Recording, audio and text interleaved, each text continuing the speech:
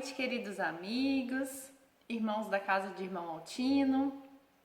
É com muita alegria que nós estamos reunidos mais uma vez para pensarmos e sentirmos juntos os ensinamentos da doutrina espírita.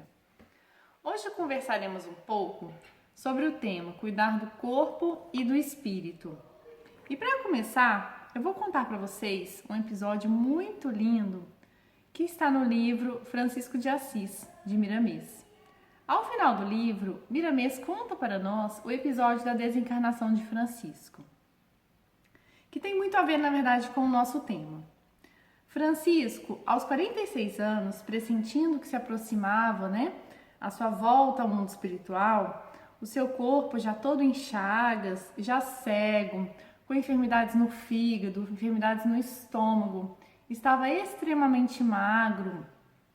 Ele teve a vontade de voltar à sua terra natal, que era Assis. Então os frades, muito carinhosamente, construíram para Francisco uma maca de madeira para que pudessem carregar. Carinhosamente chamavam-no de Pai Francisco e carregaram Pai Francisco para Assis. Chegando em Assis, Francisco teve vontade de visitar os filhos do coração, os leprosos, em uma casa de acolhimento. Então Francisco queria ver, na verdade, com os olhos do espírito, visto que já estava cego, todos aqueles irmãos que amava muito. Então ele foi nessa casa, nesse leprosário, beijou a todos os doentes, e ali conseguiu também realizar muitas curas com todo aquele amor que ele tinha dentro do coração. E ao cair da tarde, ele foi levado para uma igreja improvisada no seio da natureza, dentro da pobreza e da simplicidade que Francisco amava. Então, aproximou-se o momento da sua desencarnação. Os frades, já muito tristes, choravam baixinho, continuavam em oração, e Francisco foi se desprendendo do corpo. Um deles viu o desprendimento de Francisco, e Francisco foi recebido por uma legião de espíritos redimidos, espíritos superiores, Todos aqueles cristãos primitivos, que morreram pela causa de Jesus, pela causa do Evangelho, receberam Francisco. E entre esses espíritos, no meio deles, estava uma grande luz, que era o próprio Jesus a receber Francisco.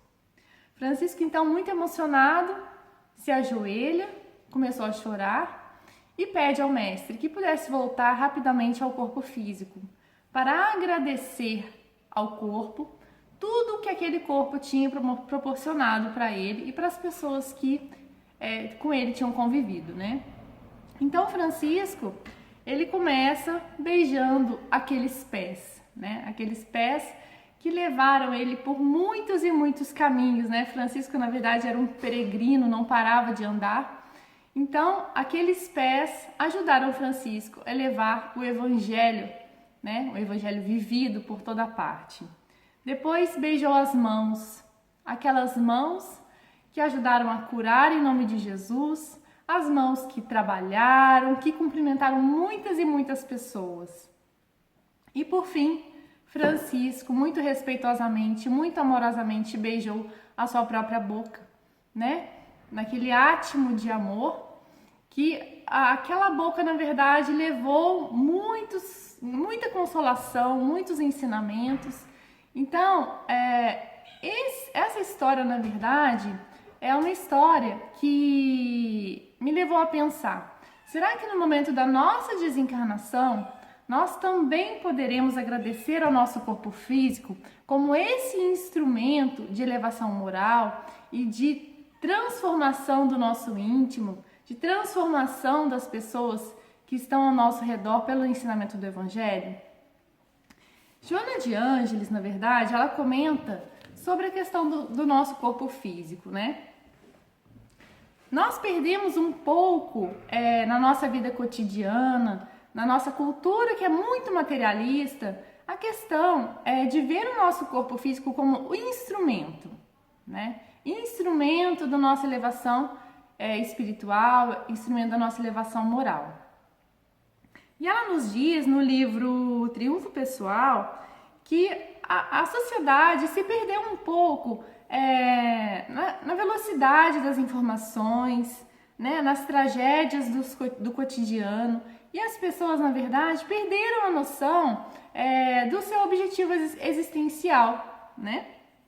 Então ela diz assim: o ser humano aturdido procura compensar-se no exagerado culto ao corpo, entregando-se a exercícios complexos e desgastantes de energias valiosas, cirurgias corretoras e estéticas, implantes variados, como forma de compensação do ego insatisfeito, dando lugar a mórbidos mecanismos que, se de uma forma propiciam prazer, assinalam também perturbadoramente as emoções. Então, esse exagerado culto ao corpo, na verdade, é um dos extremos, né? O que o Espiritismo quer nos ensinar é o equilíbrio, o caminho do meio. Tanto a tortura ao corpo, quanto o exagerado culto ao corpo não é saudável para o nosso espírito, né? E de uma outra parte, um outro polo, o Evangelho também traz para nós a questão do desleixo ao nosso corpo físico, da falta de cuidado, da falta de carinho, da falta de zelo com o nosso corpo. Então, no item 26 do capítulo 5, ele trata das provas voluntárias, né? O Evangelho fala para nós assim: torturar voluntariamente e martirizar o vosso corpo é contravenção à lei de Deus, que vos dá o meio de sustentá-lo e fortificá-lo. Enfraquecê-lo sem necessidade é um verdadeiro suicídio. Usai, mas não abuseis, eis a lei. O abuso das melhores coisas traz sua punição nas consequências inevitáveis. Então, quando nós abusamos do nosso instrumento, né, sem o cuidado desse instrumento valioso, que é o nosso corpo físico, para cumprir a missão, aquela missão que nós nos comprometemos antes da nossa reencarnação, também é considerado suicídio, é também desrespeito às leis de Deus, tá? Então, para finalizar, eu gostaria de ler para vocês uma mensagem linda de Emmanuel que tem a ver com esse equilíbrio, né? Nem o exagerado culto ao corpo, exagerado culto ao instrumento, esquecendo do trabalho, da missão que nós viemos fazer aqui na Terra, e nem o total desleixo, né? Aquela enxada que Emmanuel sempre fala, enxada abandonada, enferrujada, que não serve mais também para o trabalho. Essa mensagem está no livro Fonte Viva e o título é Não Somente. Ele comenta o versículo de Mateus que diz: nem só de pão vive o homem. Não somente o agasalho que proteja o corpo, mas também o refúgio de conhecimentos superiores que fortaleçam a alma. Não só a beleza da máscara fisionômica, mas igualmente a formosura e a nobreza dos sentimentos. Não apenas a eugenia que aprimora os músculos, mas também a educação que aperfeiçoa as maneiras.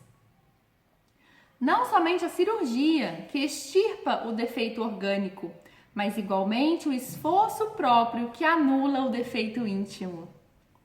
Não só o domicílio confortável para a vida física, mas também a casa invisível dos princípios edificantes em que o espírito se faça útil, estimado, respeitado. Não apenas os títulos honrosos que ilustram a personalidade transitória, mas igualmente as virtudes comprovadas na luta objetiva que enriqueçam a consciência eterna. Não somente a claridade para os olhos mortais, mas também luz divina para o entendimento imperecível. Não só o aspecto agradável, mas igualmente utilidade viva. E ele continua: bom gosto, harmonia, dignidade na vida exterior constituem dever. Mas não nos esqueçamos da pureza, da elevação e dos recursos sublimes da vida interior, com que nos dirigimos para a eternidade. Então, meus irmãos, que nós possamos valorizar o nosso corpo físico, amar o nosso corpo, cuidar do nosso corpo, mas sempre como instrumento do valioso trabalho que nós podemos realizar aqui na Terra. o trabalho fora e o trabalho dentro de nós. Agradeço a paciência, agradeço a companhia. Um grande beijo a todos, fiquem com Deus.